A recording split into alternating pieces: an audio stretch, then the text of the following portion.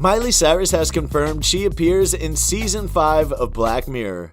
The Nothing Breaks Like a Heart hitmaker will make her screen comeback in the next installment of Netflix' hit dystopian show, with her last role being Woody Allen's Amazon Studios show Crisis in 6 Scenes, and revealed she learned a lot about herself during the filming in Cape Town, which took place around the same time as her home with fiancé Liam Hemsworth was destroyed in the California wildfire. Spilling details of her character on the sci-fi show in an interview on The Howard Stern Show, she teased, "There's a lot of dimension to it, and actually it was while the devastation of Malibu was happening. And it was really weird learning about the experience for me because I was so far away from home, and the show is already really dark, and it's already kind of eerie when you're there the whole time. But I learned a lot about myself, and I think I was able to use that and put that into it."